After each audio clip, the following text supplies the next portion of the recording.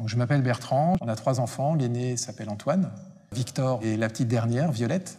Donc, mon histoire elle est assez simple, elle représente finalement ce que beaucoup de parents veulent vivre, une grossesse, avoir des enfants, qu'on a souhaité avec mon épouse assez jeune, enfin, entre 25 et 30 ans, mais très vite on s'est rendu compte qu'on avait des soucis de fertilité. Comment j'ai vécu le moment où j'ai découvert que j'étais stérile? C'était en 2 temps, il y a d'abord eu un soupçon par un spermogramme qui était plutôt mauvais, puis par cette tentative de fécondation in vitro qui n'a rien donné.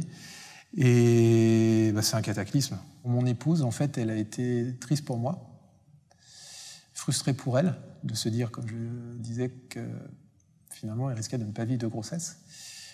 Mais il n'y a pas eu de rejet, il n'y a pas eu de désaffection, c'est vraiment plutôt de l'empathie et de se dire que c'est ensemble qu'on devait surmonter ça.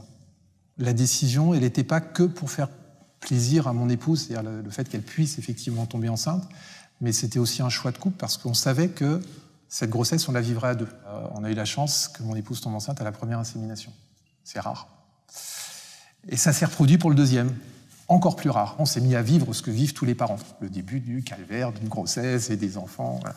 Finalement, on s'était mis sur la même ligne de départ que les autres parents. Tous les jours, je me posais cette question. Est-ce que je vais être un bon père? Est-ce que je vais assumer? Est-ce que je vais l'assumer? Est-ce que je vais le reconnaître? Toutes ces questions qui sont pas évidentes. Et aujourd'hui, on a 3 enfants de 15... Le deuxième vient d'avoir 13 ans et la petite dernière a 5 ans. J'y pense plus du tout. Autant pour les 2 aînés, on a eu le succès dès la première insémination. Pour la 3e, c'était très long. On a eu beaucoup de tentatives, il n'y a eu que des échecs. Et on s'était fixé une limite d'âge, qui était les 40 ans de mon épouse et les 10 ans de notre fils aîné. Et mon épouse est tombée enceinte à 39 ans et demi. Et puis donc voilà, et donc on a eu un 3e enfant. C'est vrai que depuis le début, on sait qu'on a eu de la chance. On a eu de la chance parce qu'on n'a jamais eu à rester dans une situation longtemps. C'est-à-dire que très vite, j'ai su que j'avais des problèmes de fertilité. Tout de suite, j'ai su que j'étais complètement stérile. Tout de suite, on est passé à l'IAD. Et ça a marché tout de suite. Donc en fait, on n'a pas eu le temps de gamberger, on n'a pas eu le temps. On a eu des moments très difficiles parce qu'à chaque fois, on prenait le coup près et le coup près, il tombe du jour au lendemain et il faut vivre avec. Mais on a toujours été dans l'action avec des tentatives, des essais qui finalement très vite ont soit échoué et c'est pas la peine de recommencer, soit réussi tout de suite. Donc on n'a pas eu de frustration, sauf pour Violette. On n'a pas eu de frustration à se dire mais ça marche pas, on galère, on n'y arrive pas, c'est pas possible, et qu'est-ce qui se passe? Et ça aide beaucoup. Ça a créé avec les 2 aînés, ce sont 2 garçons, bizarrement une relation de proximité encore plus forte. On leur a très vite expliqué qu'effectivement je n'étais pas le géniteur, mais que j'étais leur père. Et pour l'instant, il n'y a pas non plus de volonté d'aller savoir qui a pu être leur donneur. Je comprendrais qu'ils se posent la question, mais je ne souhaite pas qu'ils le sachent. D'abord, par respect pour le donneur, parce que c'est un engagement d'anonymat qui a été pris lorsque les donneurs, et ça continue pour l'instant à être comme ça, à donner. Et ensuite, je risquerais de prendre ça aussi pour à un moment donné peut-être un échec.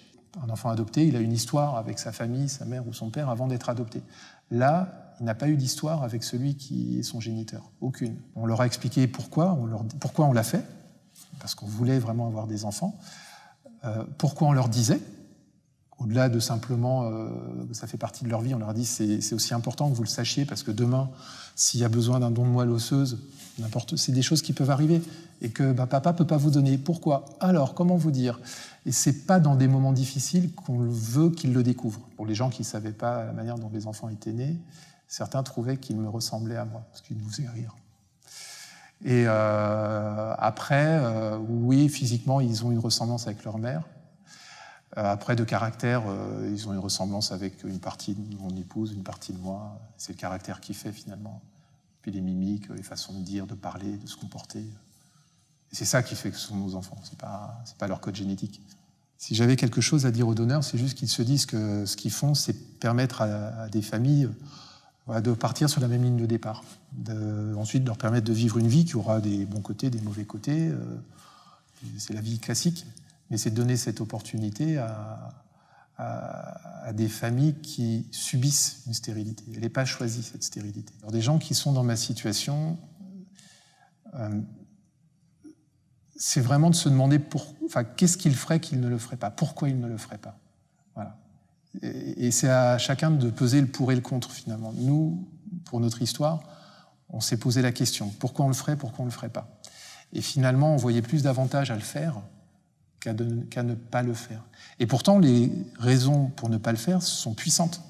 C'est structurant pour une vie de famille, c'est de se dire que toute notre vie, si on va avoir des enfants dont l'un des parents n'est pas le géniteur. C'est loin d'être neutre. Est-ce que ça a modifié notre couple? Oui, beaucoup. Est-ce que ça a modifié le couple? Oui, énormément. Dans la relation qu'on a, on ne peut jamais oublier que ces enfants ont été des enfants, mais vraiment voulus. Je crois qu'il ne faut pas avoir peur, en fait. On est dans une époque où de plus en plus de familles vivent ce qu'on vit. Et le fait d'en parler dédramatise beaucoup. Et ça a permis à un ami de donner. Donc un ami qui a été donneur, parce qu'en plus il savait que ça nous a gagné du temps dans le process. Aujourd'hui, je suis heureux. Aujourd'hui, on est heureux. Aujourd'hui, on vit comme